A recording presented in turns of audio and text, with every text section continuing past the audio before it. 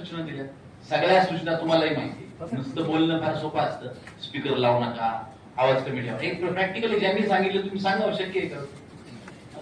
त्यामुळं प्रॅक्टिकल ज्या सूचना आहेत, 1000 वेळा सांगितलं जातं. बाबासाहेबांना डोक्यावर घेऊन नाचू नका, डोक्यात घुसवा. सांगितलं जातं का नाही? मी तुम्हाला सांगतो, ज्यावेळेस भीमसृष्टीचं काम चालू होतं, त्या भीमसृष्टीची जेव्हा एमटी कांबळेंच्या अंतर अनेक चित्रांची समोर इतिहास सांगितला गेला, त्याच्यामध्ये मी 10 वेळा आलो. हेच का, तेच का, त्या चित्राचा गाढा अभ्यास करा, त्या चित्राचा इतिहास, त्यातनं तुम्हाला त्यांचा प्रत्येक बाबासाहेबांचा प्रसंग जीवनातला असा आहे, तुम्ही एकेकाने वाचला तर एकेकाला आयुष्याला पुरणार नाही, इतके आदर्श आहेत. परंतु आपण हे सगळं सिलेक्शन करून भीमसृष्टी का तयार केली? आपल्या शहराला त्यातून एक चांगली प्रेरणा मिळेल. परंतु हे होत असताना केवळ ती स्थिर रूपात नको, ती जिवंत स्वरूपात तुमच्या आमच्यात भिनली पाहिजे. तुमच्या आमच्यामध्ये तो आचार विचार भिनला पाहिजे, आणि तो भिनण्यासाठी आपण जयंती चांगल्या पद्धतीने केली पाहिजे. तुमच्या सगळ्याच सूचना विचार करण्यासारख्या आणि एक्झिक्यूट म्हणजे इम्प्लिमेंट करण्यासारख्या आहेत. परंतु त्या काही काही प्रत्यक्षात उतरवताना अडचणी येत असतात. जसं भाऊसाहेबांनी सांगितलं, आदल्या दिवशी जर तुम्ही पाहुण्याचं नाव वाचलं, आता जोगदंड साहेबांनी सांगितलं त्या पाहुण्यांना बोलूच नका. ज्या बाबासाहेबांनी संविधान रचलं, त्या रचलेल्या नुसार त्यांना जी मंत्रिपद मिळाली, आम्हाला जी पद मिळाली, त्याचेच हे त्या बाबासाहेबांमुळेच ही पदं नव्हतं. परंतु आता हे सगळं तर आदल्या दिवशी आमच्याकडे नाव आलं की ह्याला बोलवा त्याला बोलवा, त्यालाही माहित नसतं आपल्याला बोलवलंय म्हणून. आता माझ्याकडे माझ्या हातात अजून 2 पत्रिका आहेत, कुणाकुणाची नाव आहेत, त्यात सगळ्यांची नाव आहेत, त्यांना माहित नाही. एक प्रथा आहे, प्रोसेस आहे, त्या प्रोसेस मध्ये जाणं आमचं काम आहे, किंवा या यंत्रणेचं काम आहे, यंत्रणेचं काम. त्यामुळं सगळ्यात चुका ह्या कदाचित आम्ही आज तुमच्या भावना महापौर नाही समजतात. महापौरांनी पण संघर्ष केला, त्यांच्या कुटुंबाने संघर्ष केला, मला तर तुम्ही बघताय आमचं काय नाही. त्यामुळे या ठिकाणी मी नम्र आवाहन करतो. मी परवा दिवशीच महापौर जनरल बॉडीमध्ये पाहतो. आता काही वक्त्यांनी सांगितलं की पाहुणे येतात, त्यांची नाव टाकतात तर ते येत नाही. बरोबर, 100% बरोबर आहे. मुद्दा असा आहे, कारण मध्ये असतो आज पत्रिका वाटल्यानंतर पाहुणे आपली वाट बघत बसणार. त्या ठिकाणी त्याला जे काही समजत नाही ते त्या क्षेत्रात काम करतात. आणि ह्या 4 वर्षामध्ये काही अधिकारी सोडून त्यांना वाटलं असेल तर मला वाईट वाटते तर त्यांचा नाही राहते मालक झाले. त्यांना वाटतं तर सुदृढपणा आहे, पण ते महापौर आम्ही सगळे असल्यानंतर ते सूज आहे, सुदृढपणा नाही, ते उतरेल. कारण महापौर आमचे आहेत ते दिसतात त्या पद्धतीने नाही, सतत बिनविरोध येतात, याच्यावर विचार करा. त्यामुळं आम्ही सर्वजण तुमच्या बरोबर आहोत, आणि तुमचे लोकप्रतिनिधी, आम्ही प्रशासनाचे नाही, तुमचे लोकप्रतिनिधी आहे. तुमच्या भावना, मी गेल्या 28 वर्षे कला क्षेत्रामध्ये काम करतोय, 2 संमेलने या शहराला दिलेली आहे, आणि सर्वात महत्वाचं मला सर्व समजतं असं नाही. माझं असं मत आहे की महापौरांना पण विनंती करेन मी आपल्याला, हे जे चाललेला गोंधळ आहे ना गेली अनेक वर्ष, तो आता बाद झाला.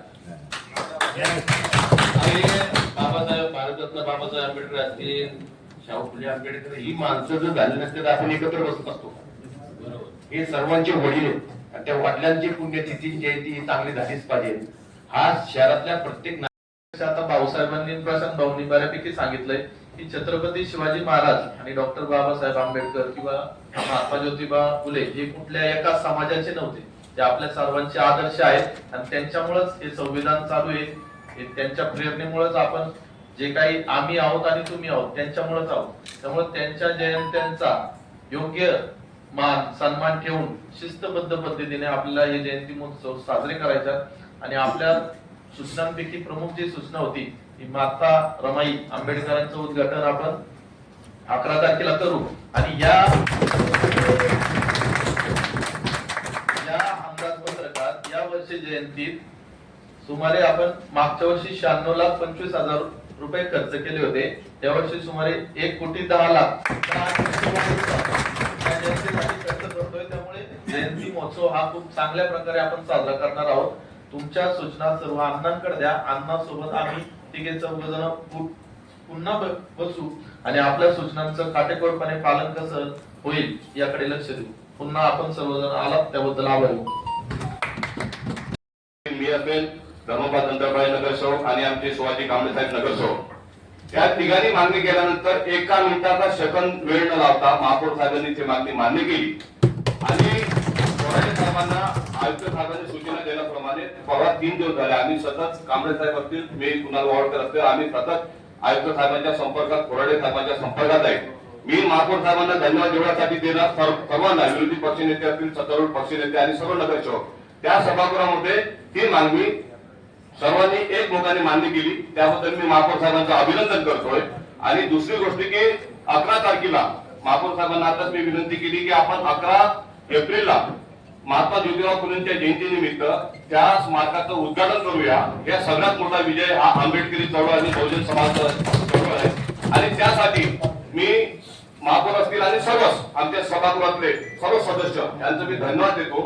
कारण का हा विषय 1 सेकंद विलंब न लावता 4 वर्षाचा पेंटिंग विषय आंदोलनाच्या माध्यमातून तुम्ही जो लढा दिला, त्या लढ्याला हेच खऱ्या अर्थाने मी महापौर साहेब तुमचा धन्यवाद देतो की आपल्या याच्यामध्ये माता रमाईचं स्मारक या ठिकाणी होते. त्यामुळे एवढंच मी बोलतो की आमच्या सर्वांच्या वतीनं, समाजाच्या वतीनं आपलं धन्यवाद व्यक्त करतो. आणि राहिला 14 एप्रिल जयंतीनिमित्त, डॉक्टर बाबासाहेब आंबेडकरांच्या जयंतीनिमित्त ज्या ज्या तुमच्या सूचना असतील, जे जे तुमचं मार्गदर्शन असतील, त्या सर्व याच्यावर महापौर साहेबांसहित 128 नगरसेवक त्या ठिकाणी डॉक्टर बाबासाहेब आंबेडकरांच्या विचारधारेला मानणार आहेत. आणि ते 128 नगरसेवक आपल्या प्रभागामध्ये प्रबोधन करत असताना या ठिकाणी जो कार्यक्रम होणार त्या ठिकाणी जातीनं लक्ष देतील असं महापौर साहेबांच्या वतीने मी जाहीर करताना थांबतो.